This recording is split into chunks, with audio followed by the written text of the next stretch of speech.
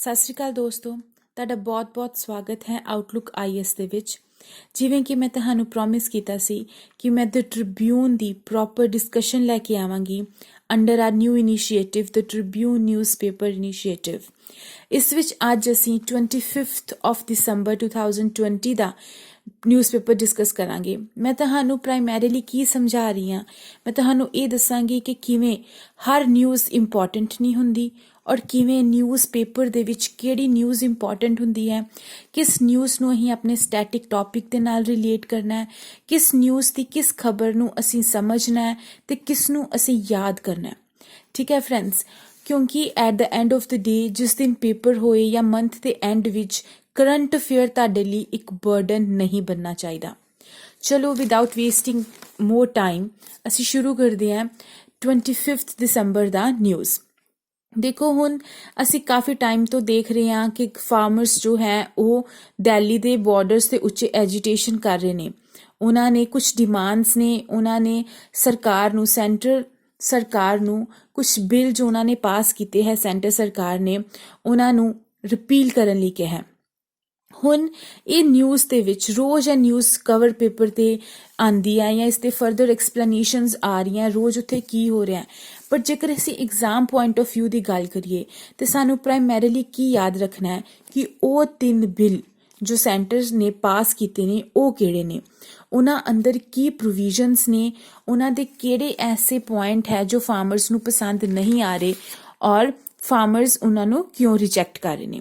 ਠੀਕ ਹੈ, ਹੁਣ ਜੇ ਮੈਂ ਤੁਹਾਨੂੰ ਬਿਲਸ ਬਾਰੇ ਦੱਸਾਂ ਤੇ 3 ਫਾਰਮ ਲਾਜ਼ ਨੇ ਜਿਨ੍ਹਾਂ ਨੂੰ ਫਾਰਮਰਸ ਬਲੈਕ ਲਾਜ਼ ਕਹਿੰਦੇ ਨੇ। ਇੱਕ ਲਾਅ ਜੋ ਐਕਟ ਹੈ that is farmers produce trade and commerce act. Okay, ਮੈਂ ਤੁਹਾਨੂੰ ਇਹ ਦੱਸ ਦਿੰਦੀ ਹਾਂ, ਮੇਰੇ ਆਪਣੇ ਨੋਟਸ ਹੈ, you will come to know ਕਿ ਕਿਵੇਂ ਨਿਊਜ਼ਪੇਪਰ ਦੇ ਵਿੱਚੋਂ ਡੇਲੀ ਬੇਸਿਸ 'ਤੇ ਤੁਸੀਂ ਕਿਵੇਂ ਆਪਣੇ ਨਿਊਜ਼ਪੇਪਰ ਨੂੰ ਕੰਪਾਈਲ ਕਰਨਾ। Here I am telling you about these 3 farm laws, that is Farmers Produce Trade and Commerce Promotion and Facilitation Act, ਜਿਸ ਦੇ ਵਿੱਚ ਫਾਰਮਰਸ ਨੂੰ APMC ਹੋਰ ਆਊਟਸਾਈਡ ਦੀ APMC ਦੇ ਵਿੱਚ ਵੀ ਉਹ ਆਪਣੀ ਪ੍ਰੋਡਿਊਸ ਨੂੰ ਵੇਚ ਸਕਦੇ ਨੇ, ਇਸ ਦੀ ਪਰਮਿਸ਼ਨ ਦਿੱਤੀ ਗਈ ਸੀ ਤੇ ਨਾਲੇ ਮੰਡੀ ਟੈਕਸ ਨੂੰ ਵੀ ਖਤਮ ਕੀਤਾ ਗਿਆ। ਇਹ ਇੱਕ ਐਕਟ ਹੈ। ਦੂਸਰਾ ਹੈ the farmers empowerment and protection agreement and price assurance farm service act. ਇਹਦੇ ਵਿੱਚ ਕੰਟਰੈਕਟ ਫਾਰਮਿੰਗ ਦੀ ਗੱਲ ਕੀਤੀ ਜਾਂਦੀ ਹੈ ਤੇ ਇੱਕ ਐਕਟ ਹੈ ਅਸੈਂਸ਼ੀਅਲ ਕਮੋਡਿਟੀ ਅਮੈਂਡਮੈਂਟ ਐਕਟ। ਇਸ ਲਾਅ ਦੇ ਅੰਦਰ ਕਈ ਫੂਡ ਆਈਟਮਸ ਨੂੰ ਕੱਢਿਆ ਗਿਆ ਹੈ, ਜਿਵੇਂ food grains, pulses and edible IELTS and tomato, potato and so ਮੈਨੀ ਅਦਰ ਆਈਟਮਸ। ਹੁਣ ਇਸ ਐਕਸ਼ਨ ਦਾ ਅਸੀਂ ਕਈ ਰਿਜ਼ਲਟ ਵੇਖਿਆ ਸੀ ਕਿ ਕਿਵੇਂ ਕਈ ਸਾਰੇ ਫੂਡ ਆਈਟਮਸ ਮਹਿੰਗੀਆਂ ਹੋ ਗਈਆਂ ਸੀ, ਕਈ ਸਾਰੀਆਂ ਫੂਡ ਆਈਟਮਸ ਦੀ ਪ੍ਰਾਈਸ ਫਲਕਚੁਏਟ ਕੀਤੀ ਸੀ ਬਿਕੋਜ਼ ਆਫ ਦਿਸ ਐਕਟ। ਸੋ ਤੇ ਨੈਕਸਟ ਨਿਊਜ਼ ਅਸੀਂ ਜੋ ਚੀਜ਼ 'ਤੇ ਧਿਆਨ ਦੇਣਾ ਹੈ, ਜਿਵੇਂ ਪਤਾ ਹੈ ਕਿ COVID-19 is spreading still and ਹੁਣ UK ਦੇ ਵਿੱਚ ਇਹਦਾ ਇੱਕ ਨਿਊ ਫਾਰਮ ਔਰ ਇੱਕ ਨਿਊ ਵੇਰੀਐਂਟ ਆਇਆ। ਉਸ ਦਾ ਇੰਪੈਕਟ ਕੀ ਪੈ ਰਿਹਾ ਹੈ ਔਰ ਕਿਵੇਂ ਉਹ ਸਪਰੈਡ ਹੋ ਰਿਹਾ ਹੈ, ਕਿੰਨਾ ਉਹ ਹਾਰਮਫੁਲ ਹੈ ਔਰ ਕਿਸ ਤਰੀਕੇ ਨਾਲ ਉਹ ਸਪਰੈਡ ਹੋ ਰਿਹਾ, ਇਹ ਤਾਂ ਸਾਨੂੰ ਪਤਾ ਹੀ ਹੈ। ਦ ਫਾਰਮਸ ਆਰ ਸੇਮ, ਬਟ ਤੁਸੀਂ ਇਸ ਪੂਰੇ ਆਰਟੀਕਲ ਦੇ ਵਿੱਚ ਕੀ ਪੁਆਇੰਟ ਨੂੰ ਨੋਟ ਕਰਨਾ ਹੈ ਉਹ ਸਿਰਫ ਇਹੀ ਹੈ ਕਿ UK ਦੇ ਜੋ ਹੈਲਥ ਮਿਨਿਸਟਰ ਹੈ ਡੈਟ ਇਜ਼ ਮੈਟ ਹੈਨਕੌਂਗ ਐਂਡ ਸਾਡੇ ਹੈਲਥ ਮਿਨਿਸਟਰ ਜੋ ਹੈ ਉਹ ਹਰਸ਼ਵਰਧਨ ਹੈ। ਠੀਕ ਹੈ, ਇਹ ਪੁਆਇੰਟ ਮੈਂ ਤੁਹਾਨੂੰ ਕਿਉਂ ਯਾਦ ਰੱਖਣ ਨੂੰ ਕਹਿ ਰਹੀ ਹਾਂ ਬਿਕੋਜ਼ ਕਦੀ ਕਦੀ ਸਿੱਧਾ ਡਾਇਰੈਕਟ ਕੁਐਸਚਨ ਆ ਜਾਂਦਾ ਹੈ ਕਿ ਇਹ ਮਤਲਬ ਹੈਲਥ ਮਿਨਿਸਟਰ ਕੌਣ ਹੈ ਔਰ ਇਹ ਆਂਦੇ ਵੀ ਹੈ। ਤੁਸੀਂ ਆਪਣੇ ਪ੍ਰੀਵੀਅਸ ਈਅਰ ਕੁਐਸਚਨ ਪੇਪਰਸ ਨੂੰ ਦੇਖੋਗੇ ਤਾਂ you will come to know ਕਿ ਕਿਸ ਤਰੀਕੇ ਦੇ ਡਾਇਰੈਕਟ ਕੁਐਸਚਨਸ ਆਉਂਦੇ ਨੇ ਔਰ ਅਸੀਂ ਉਹਨਾਂ ਨੂੰ ਈਜ਼ੀਲੀ ਹੈਂਡਲ ਕਰ ਸਕਦੇ ਹਾਂ। ਹੁਣ ਇੱਧਰ ਚਲੀਏ ਤੇ ਉਮਾਰ ਸੇ ਦੇਖੋ, ਤੁਸੀਂ ਨਿਊਜ਼ਪੇਪਰ ਦੇ ਵਿੱਚ ਕਿਸੇ ਵੀ ਪੋਲੀਟੀਕਲ ਨਿਊਜ਼ 'ਤੇ ਫੋਕਸ ਨਹੀਂ ਕਰਨਾ। ਜੋ ਪੋਲੀਟੀਕਲ ਨਿਊਜ਼ ਹੈ ਉਹਨੂੰ ਤੁਸੀਂ ਮਤਲਬ ਨਾ ਰੀਡ ਕਰੋ, ਦੈਨ ਆਲਸੋ ਇਟਸ ਫਾਈਨ। ਜਿਵੇਂ ਚਾਈਨੀਜ਼ ਇਨਵੋਏ ਮੀਟ ਪ੍ਰਚੰਡਾ। ਹੁਣ ਤੁਹਾਨੂੰ ਪਤਾ ਹੈ ਕਿ ਨੇਪਾਲ ਦੇ ਵਿੱਚ ਇੱਕ ਟਰਮੋਇਲ ਚੱਲ ਰਿਹਾ, ਕਿਵੇਂ ਉਹਨਾਂ ਦੀ ਪਾਰਲੀਮੈਂਟ ਜਿਹੜੀ ਹੈ ਉਹ ਡਿੱਗ ਗਈ ਹੈ, ਕਿਵੇਂ ਜਿਹੜੀ ਕਰੰਟ ਰੂਲਿੰਗ ਪਾਰਟੀ ਸੀ ਉਹਨਾਂ ਦੇ ਵਿੱਚ ਸਪਲਿਟ ਆ ਗਿਆ। तो प्रचंडा जो है that's a person, this person is Prachanda, इसका नाम है पुष्प कमल दहाल प्रचंडा। ये पर्सन की है नेपाल कम्युनिस्ट पार्टी का एग्जीक्यूटिव चेयरमैन है। ਇਸ ਨੂੰ ਮੈਂ ਯਾਦ ਕਰਨ ਨੂੰ ਕਿਉਂ ਕਹਿ ਰਹੀ ਹਾਂ ਤੁਹਾਨੂੰ, ਇਹ ਤੁਹਾਡੇ ਦਿਮਾਗ 'ਚ ਹੋਣਾ ਚਾਹੀਦਾ ਹੈ, ਕਿਉਂਕਿ ਪਿਛਲੇ ਸਾਲ ਜੋ ਪਾਕਿਸਤਾਨ ਦੀ ਇੱਕ ਪਾਰਟੀ ਦਾ ਬਾਰੇ ਉਹਨਾਂ ਨੇ ਡਾਇਰੈਕਟ ਕੁਐਸਚਨ ਪੁੱਛ ਲਿਆ ਸੀ। ਸੋ ਯੂ ਨੈਵਰ ਨੋ, ਆਪਣੀਆਂ ਜਿਵੇਂ ਨੇਬਰਿੰਗ ਕੰਟਰੀਜ਼ ਹੈ ਉਹਨਾਂ ਦੇ ਕੁਛ ਨਾ ਕਿਸੇ ਪਾਰਟੀਜ਼ ਔਰ ਉਹਨਾਂ ਦੇ ਨਾਲ ਰਿਲੇਟਿਵਲੀ ਜੋ ਉਹਨਾਂ ਦੇ ਮਿਨਿਸਟਰਸ ਹੁੰਦੇ ਆ ਉਹਨਾਂ ਬਾਰੇ ਪੁੱਛਿਆ ਜਾ ਰਿਹਾ ਕੁਐਸਚਨਸ ਦੇ ਵਿੱਚ। ਸੋ ਅਸੀਂ ਇਸ ਚੀਜ਼ ਨੂੰ ਮਿਸ ਨਹੀਂ ਕਰ ਸਕਦੇ। ਸੋ ਇਸ ਆਰਟੀਕਲ ਦੇ ਵਿੱਚ ਤੁਸੀਂ ਸਿਰਫ ਇੱਕ ਇਹ ਚੀਜ਼ ਨੂੰ ਹੀ ਯਾਦ ਰੱਖਣਾ ਹੈ। ਬਾਕੀ ਜੋ ਇਸ਼ੂ ਚੱਲ ਰਿਹਾ ਹੈ ਪਤਾ ਤੁਹਾਨੂੰ ਉਹ ਵੀ ਹੋਣਾ ਚਾਹੀਦਾ ਹੈ, ਬਟ ਉਹਦੇ ਵਿੱਚੋਂ ਕੋਈ ਕੁਐਸਚਨ ਨਹੀਂ ਬਣੇਗਾ, ਠੀਕ ਹੈ। that should be for your basic knowledge. Okay friends, so you can ignore this news also, but here is HP Mulls controlled cultivation of cannabis.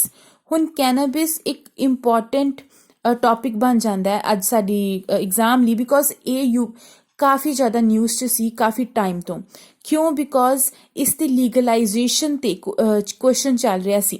ਲੀਗਲਾਈਜੇਸ਼ਨ of ਮੈਰੀਜੁਆਨਾ। ਕੈਨਾਬਿਸ is actually ਇੱਕ ਜੈਨਰਿਕ ਟਰਮ ਹੈ ਜੋ ਅਸੀਂ use ਕਰਦੇ ਹਾਂ ਮੈਰੀਜੁਆਨਾ ਨੂੰ ਦੱਸਣ ਲਈ। Heap, weed etcetera, ਜਿੰਨੇ ਵੀ ਮਤਲਬ ਤੁਸੀਂ ਕਹਿ ਸਕਦੇ ਹੋ ਕੁਛ ਮਤਲਬ ਡਰੱਗਸ ਐਲੀਮੈਂਟ ਨੂੰ ਜੋੜ ਕੇ ਅਸੀਂ ਇਹ ਕੈਨਾਬਿਸ ਟਰਮ ਯੂਜ਼ ਕਰਦੇ ਹਾਂ। ਤੇ ਇਹ ਤੇ ਹਿਮਾਚਲ ਪ੍ਰਦੇਸ਼ ਦੀ ਨਿਊਜ਼ ਹੈ ਕਿ ਹਿਮਾਚਲ ਪ੍ਰਦੇਸ਼ ਕੈਨਾਬਿਸ ਨੂੰ ਜੋ ਕੰਟਰੋਲਡ ਕਲਟੀਵੇਸ਼ਨ ਕਰਨਾ ਚਾਹੁੰਦਾ ਹੈ ਉਸ ਦੀ। That's something else. ਇਹ ਵੀ ਤੁਸੀਂ ਯਾਦ ਰੱਖਣਾ ਹੈ। ਪਲੱਸ ਤੁਸੀਂ ਇਹ ਵੀ ਦੇਖਣਾ ਹੈ ਕਿ ਕੈਨਾਬਿਸ ਫਰਦਰ ਕਿਸ ਐਕਟ ਦੇ ਅੰਡਰ ਆਉਂਦਾ ਹੈ, ਤੇ ਇਹ narcotic drugs and psychoactive substances act ਦੇ ਅੰਡਰ ਆਉਂਦਾ ਹੈ। ਔਰ ਇਸ ਐਕਟ ਦੇ ਅੰਡਰ ਇਸ ਦੀ ਕਮਰਸ਼ੀਅਲ ਕਲਟੀਵੇਸ਼ਨ ਹੁੰਦੀ ਹੈ, ਠੀਕ ਹੈ। ਮੈਰੀਜੁਆਨਾ ਵੀ ਪਿਛਲੇ ਟਾਈਮ ਤੋਂ ਕਾਫੀ ਟਾਈਮ ਤੋਂ ਨਿਊਜ਼ 'ਚ ਸੀ ਕਿ ਸਾਡੀ ਕੁਝ ਗਵਰਨਮੈਂਟ, ਸ਼ਾਇਦ ਅਮੈਰੀਕਾ ਵਾਜ਼ ਦ ਕੰਟਰੀ ਜਿਸ ਨੇ ਉਸ ਨੂੰ ਲੀਗਲ ਕਰ ਦਿੱਤਾ ਸੀ, and India was also thinking about it. Okay friends, so such things, ਇਹ ਚੀਜ਼ ਤੁਸੀਂ ਯਾਦ ਰੱਖਣੀ ਹੈ ਕਿ ਇਹ ਚੀਜ਼ ਕੀ ਹੈ। ਕਦੀ ਕਦੀ ਡਾਇਰੈਕਟ ਕੁਐਸਚਨ ਆ ਸਕਦਾ ਹੈ ਕਿ ਕੈਨਾਬਿਸ ਵਾਜ਼ ਇਨ ਨਿਊਜ਼, ਔਰ ਉਹ ਕੀ ਚੀਜ਼ ਕੀ ਹੈ, it's a drug or it's some kind of weed or anything can come, okay? So you should be aware of such terms. ਉਸ ਤੋਂ ਬਾਅਦ ਹੁਣ ਇਸ ਟੌਪਿਕ, ਇਸ ਨੂੰ ਤੁਸੀਂ ਇਗਨੋਰ ਕਰ ਸਕਦੇ ਹੋ, and this is a topic that is conflict of interest not raised at AGM। ਇਹ ਟੌਪਿਕ ਹੈ BCCI ਦਾ, ਔਰ ਇਸ ਟੌਪਿਕ ਦੇ ਵਿੱਚ ਕਨਫਲਿਕਟ ਆਫ ਇੰਟਰਸਟ ਦੀ ਗੱਲ ਕੀਤੀ ਜਾਂਦੀ ਹੈ BCCI ਪ੍ਰੈਜ਼ੀਡੈਂਟ ਦੀ, ਜੋ ਕੌਣ ਹੈ? Sourav Ganguly. So here you should remember this thing ਕਿ BCCI ਪ੍ਰੈਜ਼ੀਡੈਂਟ ਕੌਣ ਹੈ? Sourav Ganguly. Conflict of interest, ਤੁਸੀਂ ਆਰਟੀਕਲ ਪੜ੍ਹ ਕੇ ਸਮਝ ਲੱਗ ਜੂਗੀ ਤੁਹਾਨੂੰ ਕਿ ਕਨਫਲਿਕਟ ਆਫ ਇੰਟਰਸਟ ਦੀ ਕੀ ਗੱਲ ਕਰ ਰਹੇ ਹੋ। ਵੈਸੇ ਤੁਹਾਨੂੰ ਇਹ ਟਰਮ ਵੀ ਸਮਝ ਹੋਣੀ ਚਾਹੀਦੀ ਹੈ ਕਿ ਕਨਫਲਿਕਟ ਆਫ ਇੰਟਰਸਟ ਕੀ ਹੁੰਦਾ ਹੈ, ਬਿਕੋਜ਼ ਜੇਕਰ ਤੁਸੀਂ ਪੰਜਾਬ ਪਬਲਿਕ ਸਰਵਿਸ ਐਗਜ਼ਾਮ ਦੀ ਤਿਆਰੀ ਕਰ ਰਹੇ ਹੋ ਤੇ ਐਥਿਕਸ ਉਹਦਾ ਇੱਕ ਪੇਪਰ ਹੁੰਦਾ, ਉਸ ਵਿੱਚ ਇੱਕ ਪੇਪਰ ਹੁੰਦਾ ਐਥਿਕਸ, ਉਹਦੇ ਵਿੱਚ ਇਹ ਟਰਮ ਬਹੁਤ ਫ੍ਰੀਕੁਐਂਟਲੀ ਯੂਜ਼ ਕੀਤੀ ਜਾਂਦੀ ਹੈ ਆਨਸਰਸ ਦੇ ਵਿੱਚ ਵੀ, ਤੇ ਕਦੀ ਕਦੀ ਦਾ ਡਾਇਰੈਕਟ ਮਤਲਬ ਵੀ ਸਮਝਿਆ ਜਾਂਦਾ ਹੈ। ਔਰ ਜੇਕਰ ਦੇਖੋ ਹੁਣ ਇੱਥੇ ਮੈਂ ਤੁਹਾਨੂੰ ਇੱਕ ਹੋਰ ਚੀਜ਼ ਸਮਝਾਉਣੀ ਹੈ, ਜੇਕਰ ਤੁਸੀਂ UPSC ਦੀ ਤਿਆਰੀ ਕਰਦੇ ਪਏ ਹੋ ਜਾਂ ਪੰਜਾਬ ਸਿਵਲ ਸਰਵਿਸ ਦੀ ਤਿਆਰੀ ਕਰਦੇ ਪਏ ਹੋ, ਤੇ ਇਸ ਤਰੀਕਾਂ ਦੀਆਂ ਚੀਜ਼ਾਂ ਨੂੰ ਤੁਸੀਂ ਆਪਣੀ ਐਜ਼ ਏ ਐਗਜ਼ਾਮਪਲ ਯੂਜ਼ ਕਰ ਸਕਦੇ ਹੋ ਆਨਸਰਸ ਦੇ ਵਿੱਚ। ਤੁਸੀਂ ਇਸ ਤਰੀਕੇ ਦੀ as a case study frame ਕਰ ਸਕਦੇ ਹੋ ਇਸ ਤਰੀਕੇ ਦੀ ਨਿਊਜ਼ ਨੂੰ। ਸੋ ਸਮਾਰਟਲੀ ਨਿਊਜ਼ਪੇਪਰ ਕਿਵੇਂ ਪੜ੍ਹਦੇ ਆ, ਮੈਂ ਤੁਹਾਨੂੰ ਥੋੜਾ ਜਿਹਾ ਬਰੀਫਲੀ ਅੱਜ ਇਹ ਆਈਡੀਆ ਦੇ ਰਹੀ ਹਾਂ with the help of yesterday's newspaper actually. Okay friends, so ਚਲੋ ਅੱਗੇ ਚਲੀਏ। ਇਸ ਪੇਪਰ, ਇਸ ਕਾਲਮ ਦੇ ਵਿੱਚ ਐਜ਼ ਸੱਚ ਕੁਛ ਮਤਲਬ ਪੇਪਰ ਦੇ ਪੁਆਇੰਟ ਆਫ ਵਿਊ ਤੋਂ ਇੰਪੋਰਟੈਂਟ ਨਿਊਜ਼ ਨਹੀਂ ਸੀ। ਹੁਣ ਸਭ ਇਸ ਪੇਜ ਤੇ ਇਹ ਨਿਊਜ਼ ਹੈ, ਫੇਸਿੰਗ ਸ਼ਾਰਟਫਾਲ ਇਨ ਰੈਵਨਿਊ, PSPCL seek 8% ਹਾਈਡ ਇਨ ਟੈਰਿਫ। ਦੇਖੋ ਇਹ ਤੇ ਹੁਣ ਅਜੇ ਮਤਲਬ ਔਨਗੋਇੰਗ ਪ੍ਰੋਸੈਸ ਹੈ, ਹੋ ਰਿਹਾ ਹੈ, ਕਿੰਨਾ ਹੋਏਗਾ that time will tell, but ਸਾਨੂੰ ਹੁਣ ਇਹ ਦਿਮਾਗ 'ਚ ਕੀ ਰੱਖਣਾ ਹੈ ਕਿ we should be aware of what is PSPCL। So PSPCL ਕੀ ਚੀਜ਼ ਹੈ? PSPCL ਐਕਚੁਅਲੀ ਇੱਕ ਕੰਪਨੀ ਹੈ, ਇਲੈਕਟ੍ਰਿਸਿਟੀ ਬਣਾਉਂਦੀ ਹੈ, ਪੰਜਾਬ ਗਵਰਨਮੈਂਟ ਦੀ ਕੰਪਨੀ ਹੈ ਜੋ ਕਿ ਇਲੈਕਟ੍ਰਿਸਿਟੀ ਬਣਾਉਂਦੀ ਹੈ ਔਰ ਉਹਨੂੰ ਡਿਸਟਰੀਬਿਊਟ ਕਰਦੀ ਹੈ, ਔਰ ਇਟ ਸੋਲੀ ਗਵਰਨਮੈਂਟ ਓਨਡ ਕੰਪਨੀ ਹੈ। ਇਹਦਾ ਹੈੱਡਕੁਆਟਰ ਕਿੱਥੇ ਹੈ? ਪਟਿਆਲਾ ਵਿੱਚ, ਪੰਜਾਬ 'ਚ। ਤੇ ਜਿਸ ਟਾਈਮ ਅਸੀਂ PSPCL ਦੀ ਗੱਲ ਕਰਦੇ ਪਏ ਹਾਂ, ਇਲੈਕਟ੍ਰਿਸਿਟੀ ਦੀ ਗੱਲ ਕਰਦੇ ਪਏ ਹਾਂ, ਤੇ ਸਾਨੂੰ ਇਹ ਵੀ ਪਤਾ ਹੋਣਾ ਚਾਹੀਦਾ ਕਿ ਕਿਹੜੇ ਕਿਹੜੇ ਮੈਥਡਸ ਹੈ ਇਲੈਕਟ੍ਰਿਸਿਟੀ ਪ੍ਰੋਡਿਊਸ ਕਰਨ ਦੇ। ਸਾਨੂੰ ਇਹ ਵੀ ਪਤਾ ਹੋਣਾ ਚਾਹੀਦਾ ਹੈ ਕਿ ਪੰਜਾਬ ਵਿੱਚ ਕਿੱਥੇ ਕਿੱਥੇ ਕਿਹੜਾ ਕਿਹੜਾ ਥਰਮਲ ਪਾਵਰ ਪਲਾਂਟ ਹੈ, ਕਿੱਥੇ ਕਿੱਥੇ ਹਾਈਡਲ ਪਾਵਰ ਪਲਾਂਟ ਹੈ, ਬਿਕੋਜ਼ ਇਹੋ ਜਿਹੇ ਡਾਇਰੈਕਟ ਕੁਐਸਚਨ ਆਉਂਦੇ ਨੇ। ਜਿਵੇਂ ਮੈਂ ਤੁਹਾਨੂੰ ਇੱਕ ਐਗਜ਼ਾਮਪਲ ਦੇ ਦਿੰਦੀ ਹਾਂ ਕਿ ਜਿਵੇਂ ਦੇਖੋ Guru Nanak Dev thermal power plant ਉਹ ਕਿੱਥੇ ਹੈ, ਉਹ ਬਠਿੰਡਾ ਹੈ। ਸੋ ਤੁਸੀਂ ਇਹੋ ਜਿਹੇ thermal power plant, hydro power plant ਦੇ ਜ਼ਰੂਰ ਯਾਦ ਕਰ ਲੈਣਾ for paper point of view. ਹੋਰ ਇਸ पेज ਤੇ कुछ ऐसा इंपॉर्टेंट न्यूज़ नहीं है। सो विल गो फर्दर जानते सानू ये समझ आती है कि इस कॉलम ਦੇ ਵਿੱਚ ਵੀ have these two important news कि ਇੱਕ ਤੇ ਇਹ ਹੈ ਕਿ centre dithers on rural fund release. ਦੇਖੋ ਇਹ ਥੋੜੀ ਜਿਹੀ ਪੋਲੀਟੀਕਲ ਨਿਊਜ਼ ਵੀ ਹੈ, ਬਟ ਰੂਰਲ ਫੰਡ ਰਿਲੀਜ਼ ਦੀ ਗੱਲ ਕਰੀਏ ਤਾਂ are ministers are claiming and demanding, ਜੋ ਕਿ ਸਾਡੇ ਮਿਨਿਸਟਰ ਸੈਂਟਰ ਤੋਂ ਕਲੇਮ ਕਰ ਰਹੇ ਹਨ ਕਿ ਜੋ ਰੂਰਲ ਫੰਡ ਰਿਲੀਜ਼ ਕਰੋ, okay, because Covid the situation ਦੇ ਵਿੱਚ ਜਾਂ ਕਈ ਇਹੋ ਜਿਹੇ ਜੋ ਪ੍ਰੈਜ਼ੈਂਟਲੀ ਜੋ ਸਾਡੀ ਇਕੋਨਮੀ ਦੀ ਸਿਚੁਏਸ਼ਨ ਚੱਲ ਰਹੀ ਹੈ ਉਸ ਬੇਸਿਸ ਤੇ ਕਈ ਸਾਰੇ ਜੋ ਫੰਡ ਸੀਗੇ ਉਹ ਸੈਂਟਰ ਨੇ ਹੋਲਡ ਦੇ ਕਰ ਦਿੱਤੇ ਨੇ। ਔਰ ਜਿਵੇਂ ਕਿ ਹੁਣ ਇਸ ਦੇ ਨਾਲ ਰਿਲੇਟਡ ਜੇ ਮੈਂ ਗੱਲ ਕਰਾਂ ਤੇ ਇੱਕ ਫੰਡ ਵਾ MP ਲੈਡ ਫੰਡ, ਓਕੇ, ਇਹ ਤੇ ਸੈਂਟਰ ਨੇ because of this scenario Covid pandemic the situation 'ਚ ਇਸ ਨੂੰ ਬੰਦ ਹੀ ਕਰ ਦਿੱਤਾ ਸੀ। ਤੇ ਦੇਖੋ ਇਹ ਨਿਊਜ਼ 'ਚ ਸੀ ਤੇ UPSC ਦੇ ਪ੍ਰੀ ਦੇ ਵਿੱਚ ਇਸ ਤੇ ਡਾਇਰੈਕਟ ਕੁਐਸਚਨ ਆਇਆ ਸੀ। ਸੋ ਤੁਸੀਂ ਇਸ ਤਰੀਕੇ ਦੇ ਫੰਡਸ, ਚਲੋ ਇੱਥੇ ਤੇ ਰੂਰਲ ਫੰਡ ਦੀ ਗੱਲ ਕਰਨ ਦੇ ਆ, ਜੇਕਰ ਤੁਹਾਨੂੰ ਕਿਸੇ ਸਕੀਮ ਬੇਸਡ ਕੋਈ ਗੱਲ ਪਤਾ ਚਲਦੀ ਹੈ ਜਾਂ ਇਵੇਂ ਦਾ ਕੋਈ ਫੰਡ ਦੀ ਗੱਲ ਹੁੰਦੀ ਹੈ ਤੇ ਤੁਸੀਂ ਉਸਨੂੰ ਜ਼ਰੂਰ ਮਤਲਬ ਆਪਣੀ ਰਿਸਰਚ ਕਰਕੇ ਜਾਂ ਫਰਦਰ ਇਸ ਦੀ ਆਪਣੀ ਸਟੱਡੀ ਜ਼ਰੂਰ ਕਰਨੀ ਹੈ। Okay friends, so the next ਇਸ ਪੇਜ ਉੱਤੇ ਗੱਲ ਹੈ ਸਵਾਈਨ ਫਲੂ ਦੀ। Swine flu spread health staff yet to jab. ਇਹ ਚਲੋ ਪੰਜਾਬ ਦੀ ਗੱਲ ਕਰ ਰਹੇ ਨੇ, ਬਟ ਇਸ ਦੇ ਵਿੱਚ ਸਾਨੂੰ ਅਸੀਂ ਹੁਣ ਕੀ ਧਿਆਨ 'ਚ ਰੱਖਣਾ ਹੈ ਕਿ ਸਵਾਈਨ ਫਲੂ ਕੀ ਹੈ। ਸਵਾਈਨ ਫਲੂ ਬੇਸਿਕਲੀ ਸਾਨੂੰ ਵੀ ਪਤਾ ਹੈ ਕਿ H1N1 ਵਾਇਰਸ ਸਟ੍ਰੇਨ ਵੀ ਇਸ ਨੂੰ ਬੋਲਦੇ ਹਾਂ, ਤੇ ਇਹ ਕੰਟੇਂਜੀਅਸ ਹੈ, ਇਹ ਰੈਸਪੀਰੇਟਰੀ ਡਿਜ਼ੀਜ਼ ਹੈ, ਇਹ ਟਰਾਂਸਮਿਟ ਹੋ ਸਕਦਾ ਹੈ ਹਿਊਮਨ ਨੂੰ। ਤੇ ਸੈਂਟਰ ਫॉर ਡਿਜ਼ੀਜ਼ ਕੰਟਰੋਲ ਨੇ ਇਸ ਦੀ ਮੈਡੀਸਿਨ ਵੀ ਮਤਲਬ ਇਸ ਦੀ ਥੋੜੀ ਮੈਡੀਸਿਨ ਵੀ ਆ ਚੁੱਕੀ ਹੈ ਮਾਰਕੀਟ ਦੇ ਵਿੱਚ, ਜਿਹਨੂੰ ਖਾ ਕੇ ਥੋੜਾ ਰਿਲੀਫ ਮਹਿਸੂਸ ਹੁੰਦਾ ਹੈ, ਬਿਕੋਜ਼ ਇੱਥੇ ਅਸੀਂ ਉਹੀ ਗੱਲ ਕਰ ਰਹੇ ਹਾਂ। ਇਸ ਤਰੀਕੇ ਦੇ ਪੁਆਇੰਟ ਸਾਨੂੰ ਕਿਸੇ ਵੀ ਟੌਪਿਕ ਦੇ ਜ਼ਰੂਰ ਖੁਦ ਹੀ ਇਵੈਲੂਏਟ ਕਰਕੇ ਤੇ ਫਰੇਮ ਕਰ ਲੈਣੇ ਚਾਹੀਦੇ ਆ, ਬਿਕੋਜ਼ ਕੁਐਸਚਨਸ ਇੱਥੋਂ ਵੀ ਬਣਦੇ ਆ। ਕੁਐਸਚਨ ਆ ਸਕਦਾ ਸਵਾਈਨ ਫਲੂ ਨੂੰ ਹੋਰ ਕੀ ਕਹਿੰਦੇ ਆ, ਤੇ ਅਸੀਂ ਇਹਨੂੰ ਪਿਗ ਫਲੂਐਂਜ਼ਾ ਵੀ ਬੋਲਦੇ ਆ, ਇਸ ਨੂੰ H1N1 ਵਾਇਰਸ ਸਟ੍ਰੇਨ ਵੀ ਬੋਲਦੇ ਆ। ਠੀਕ ਹੈ, ਫਸਟ ਟਾਈਮ ਇਹਦੀ ਜੋ ਆਊਟਬ੍ਰੇਕ ਹੋਈ ਸੀ ਉਹ ਮੈਕਸੀਕੋ ਵਿੱਚ ਹੋਈ ਸੀ 2009 ਦੇ ਵਿੱਚ। ਠੀਕ ਹੈ, ਤੇ ਕੁਐਸਚਨ ਇਹ ਵੀ ਆ ਸਕਦਾ ਹੈ ਕਿ ਇਸ ਦੀ ਮੈਡੀਸਿਨ ਹੈ, ਤੇ ਹਾਂਜੀ ਟੂ ਸਮ ਐਕਸਟੈਂਟ ਇਸ ਦੀ ਮੈਡੀਸਿਨ ਹੈ। ਸੋ ਇਹ ਚੀਜ਼ਾਂ ਹੀ ਆਪਣੇ ਦਿਮਾਗ ਵਿੱਚ ਅਸੀਂ ਰੱਖਣੀਆਂ ਹੁੰਦੀਆਂ ਵਾਈਲ ਰੀਡਿੰਗ ਨਿਊਜ਼ਪੇਪਰ। ਜੋ ਅਸੀਂ ਹੁਣ ਅੱਗੇ ਚਲੀਏ ਤੇ ਨੈਕਸਟ ਜੋ ਕਾਲਮ ਹੈ ਉਹ ਹਰਿਆਣਾ ਦਾ ਹੈ। ਇਸ ਵਿੱਚ ਐਸ ਸੱਚ ਕੁਝ ਨਿਊਜ਼ ਨਹੀਂ ਹੈ, everything is quite political, so we can ignore this page. Further we can ਇਸ ਦੇ ਵੀ ਕੁਝ ਐਸਾ ਨਿਊਜ਼ ਨਹੀਂ ਸੀ। ਮੈਂ ਤੁਹਾਨੂੰ ਐਡੀਟੋਰੀਅਲ ਕਵਰ ਨਹੀਂ ਕਰਾ ਰਹੀ, ਮੈਂ ਤੁਹਾਨੂੰ ਸਿਰਫ ਇੱਕ ਨਿਊਜ਼ਪੇਪਰ ਦੇ ਜੋ ਪ੍ਰੀ ਦੇ ਪੁਆਇੰਟ ਆਫ ਵਿਊ ਤੋਂ ਨਿਊਜ਼ਪੇਪਰ ਪੜ੍ਹਾਉਣ ਦੀ ਕੋਸ਼ਿਸ਼ ਕਰ ਰਹੀ ਹਾਂ। ਹੁਣ ਦੇਖੋ ਇਸ ਆਰਟੀਕਲ ਤੇ ਦੇਖੋ, this is igloo tourism a big attraction in Manali. ਦੇਖੋ ਇਹ ਐਜ਼ ਐਗਜ਼ਾਮਪਲ ਅਸੀਂ ਕਿਤੇ ਵੀ ਯੂਜ਼ ਕਰ ਸਕਦੇ ਹਾਂ while framing our answers, but ਹੁਣ ਤੁਸੀਂ ਇਹ 'ਚ ਕੀ ਪੁਆਇੰਟ ਯਾਦ ਕਰਨਾ ਹੈ, ਤੁਸੀਂ ਇੱਥੇ ਯਾਦ ਕਰਨਾ ਹੈ ਹਮਟਾ ਪਾਸ ਦਾ। ਕੁਐਸਚਨ ਆ ਸਕਦਾ ਹੈ ਹਮਟਾ ਪਾਸ ਕਿੱਥੇ ਹੈ, ਤੇ ਉਹ ਮਨਾਲੀ 'ਚ ਹੈ, ਬਿਕੋਜ਼ ਇਸ ਦੇ ਆਸੇ ਪਾਸੇ ਇਸ ਪਾਸ ਨੂੰ ਕ੍ਰੋਸ ਕਰਕੇ ਜਿਸ ਵਿਲੇਜ 'ਚ ਅਸੀਂ ਜਾ ਰਹੇ ਹਾਂ ਉੱਥੇ ਇਹ ਟੂਰਿਜ਼ਮ ਮਤਲਬ ਉੱਥੇ ਇਗਲੂ ਬਣਾਉਂਦੇ ਆ to spread the tourism. Okay, so ਤੁਸੀਂ ਹੁਣ ਇਸ ਪਾਸ ਬਾਰੇ, ਔਰ ਵੈਸੇ ਵੀ ਸਾਨੂੰ ਵੀ ਪਤਾ ਹੈ ਕਿ ਜਿਸ ਟਾਈਮ ਅਸੀਂ ਜੀਓਗ੍ਰਾਫੀ ਨੂੰ ਸਟੱਡੀ ਕਰਦੇ ਹਾਂ ਤੇ ਅਸੀਂ ਵੇਰੀਅਸ ਪਾਸਿਸ ਦੀ ਸਟੱਡੀ ਕਰਦੇ ਹਾਂ, ਪਰ ਜੋ ਪਾਸ ਨਿਊਜ਼ ਵਿੱਚ ਹੈ ਉਸ 'ਤੇ ਆਉਣ ਦੇ ਚਾਂਸਸ ਜ਼ਿਆਦਾ ਹੁੰਦੇ ਨੇ। ਠੀਕ ਹੈ ਫਰੈਂਡਸ, ਔਰ ਜਿਵੇਂ ਹੁਣ ਇਹ ਨਿਊਜ਼ ਹੈ 5 lakh per family PM to launch health scheme. ਹੁਣ ਤੁਹਾਨੂੰ ਪਤਾ ਹੈ ਕਿ PM ਨੇ ਆਯੁਸ਼ਮਾਨ ਭਾਰਤ ਸਕੀਮ ਚਲਾਈ ਸੀ। ਠੀਕ ਹੈ, ਔਰ ਹੁਣ ਇੱਥੇ ਇਸ ਆਰਟੀਕਲ ਦੇ ਵਿੱਚ ਤੇ ਜੰਮੂ ਐਂਡ ਕਸ਼ਮੀਰ ਦੇ ਵਿੱਚ ਉਸਨੂੰ ਫਰਦਰ ਹੋਰ ਵਧਾਉਣ ਦੀ ਕੋਸ਼ਿਸ਼ ਦੇ ਬਾਰੇ ਕਿਹਾ ਜਾ ਰਿਹਾ। ਇਹ ਕਿਹਾ ਜਾ ਰਿਹਾ ਕਿ ਕਿਵੇਂ ਇਸ ਦੀ ਜੋ ਇੰਸ਼ੋਰੈਂਸ ਕਵਰੇਜ ਹੈ ਉਹ ਜੰਮੂ ਕਸ਼ਮੀਰ ਦੇ ਸਾਰੇ ਰੈਜ਼ੀਡੈਂਟਸ ਨੂੰ ਦਿੱਤੀ ਜਾਏਗੀ ਜੋ ਇਸ ਸਕੀਮ ਦੇ ਅੰਡਰ ਆਉਂਦੇ ਨੇ। ਪਰ ਹੁਣ ਵਾਈਲ ਰੀਡਿੰਗ ਦਿਸ ਆਰਟੀਕਲ ਤੁਹਾਨੂੰ ਇਹ ਸਮਝ ਹੋਣੀ ਚਾਹੀਦੀ ਹੈ ਕਿ ਤੁਸੀਂ ਇਸ ਹੈਲਥ ਸਕੀਮ ਨੂੰ ਪੜ੍ਹਨਾ ਹੈ। ਇਸ ਹੈਲਥ ਸਕੀਮ ਦਾ ਮੈਂ ਤੁਹਾਨੂੰ ਮੋਟਾ ਆਈਡੀਆ ਦੇਵਾਂ ਤੇ ਆਯੁਸ਼ਮਾਨ ਭਾਰਤ ਇਹ ਪ੍ਰੋਪਰਲੀ ਸੈਂਟਰਲੀ ਸਪਾਂਸਰਡ ਸਕੀਮ ਹੈ।